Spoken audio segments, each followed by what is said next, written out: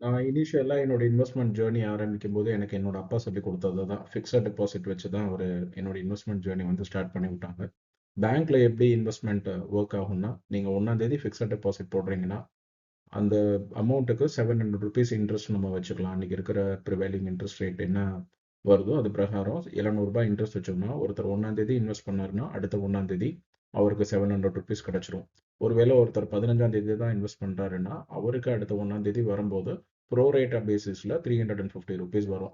அடுத்த மாசம் 1ஆம் தேதியிலேருந்து அவருக்கு ப்ராப்பரா ₹700 வந்து கிடைக்க ஆரம்பிச்சிரும். ஸோ பேங்கோட இன்ட்ரெஸ்ட் வந்து ப்ரோ ரேட்டா பேசிஸ்ல கால்குலேட் ஆகுறனால, நீங்க என்ன டேட்ல நீங்க இன்வெஸ்ட் பண்ணினாலும், நீங்க அமௌண்ட் வந்து லூஸ் பண்ண மாட்டீங்க.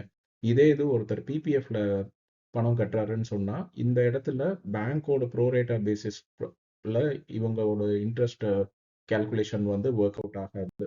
இவங்களோட இன்ட்ரெஸ்ட் வந்து வேற மாதிரி ஒர்க் ஆகும். அதுக்கு வந்து 5th டே ரூல்னு ஒரு கால்குலேஷன் இருக்கு. இந்த கால்குலேஷன் பிரகாரம் பிபிஎஃப்ல மணி போடுறீங்கன்னா, 1ஆம் தேதியிலேருந்து 5ஆம் தேதிக்குள்ள நீங்க கட்டினா மட்டும்தான் உங்களால எல்லா இன்வெஸ்ட்மெண்ட்ஸுக்கும், அதாவது நீங்க எவ்ரி மந்த் இன்வெஸ்ட் பண்றீங்கன்னா, அந்த மந்த்துக்கு உண்டான பீரியடுக்கு உங்களுக்கு இன்ட்ரெஸ்ட் வந்து கிடைக்கும். நீங்க 1ஆம் தேதியிலேருந்து 5ஆம் தேதி வரைக்கும் கட்டாம, 6ஆம் தேதிக்கு அப்புறம் நீங்க கட்டுறீங்கன்னா, அந்த அமௌண்ட்டுக்கு உண்டான அந்த மந்த் இன்ட்ரெஸ்ட் வந்து உங்களுக்கு கிடைக்காம போயிடும். இது வந்து சின்ன விஷயமா இருக்கலாம். But over a period of time வந்து ஒரு பெரிய லாஸஸ்ல வந்து நீங்க இருப்பீங்க.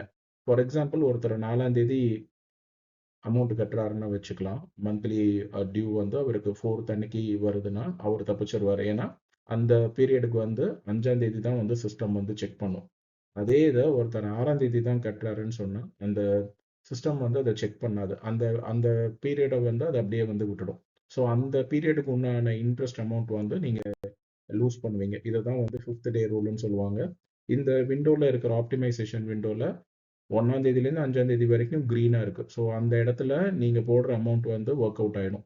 ஸ்டாக்னேஷன் ஜோனுங்கிறது 6ஆம் தேதிக்கு அப்புறம் எத்தனை டேஸ் கழிச்சு நீங்க கட்டினாலும், அந்த பீரியடுக்கு உண்டான அமௌண்ட் வந்து உங்களுக்கு கிடைக்காமயே போயிடும். இது ரொம்ப சின்ன விஷயமா இருந்தாலும், over a period of time நம்ம பார்த்தோம்னா, ஆனுவல் டெபிசிட் வந்து ரொம்ப ஜாஸ்தியா இருக்கும். நீங்க 12 மாசத்துக்கு நீங்க பே பண்ணினாலும், 11 மாசத்துக்கு உண்டான இன்ட்ரெஸ்ட் தான் உங்களுக்கு கிடைக்குமே தவிர, 12 மாசம் இன்ட்ரெஸ்ட் வந்து உங்களுக்கு கிடைக்காது. நீங்க உங்களோட டியூரேஷன் ஃபிக்ஸட் டெபாசிட்ல இருக்கிற மாரி, பிபிஎஃப்ல வந்து டியூரேஷன் வந்து ரொம்ப லாங்கா இருக்கும். ஃபிக்ஸட் டெபாசிட்டாவது 3 வருஷத்துல முடிஞ்சிரும்.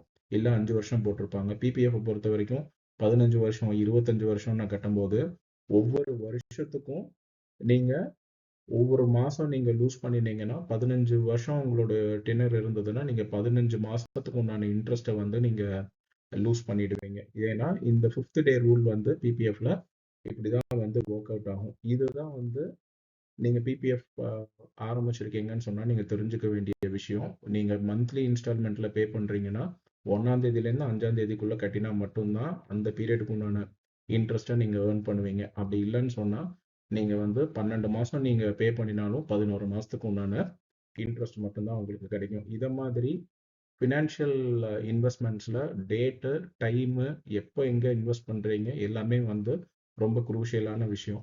நீங்க இதெல்லாம் செக் பண்ணிட்டு உங்களோட இன்வெஸ்ட்மெண்ட் ஜர்னியை நீங்க ஸ்டார்ட் பண்ணினீங்கன்னு சொன்னா பெட்டரான லேர்னிங் கர்வ்ல நீங்க இருப்பீங்க. நாளைக்கு வேற ஒரு வீடியோல பார்க்குறேன். இந்த பிபிஎஃப் பத்தி உங்களுக்கு ஏதாவது டவுட் இருந்ததுன்னு சொன்னா கீழே கமெண்ட் செக்ஷன்ல போஸ்ட் பண்ணுங்க. நான் அட்ரஸ் பண்றேன். தேங்க்யூ.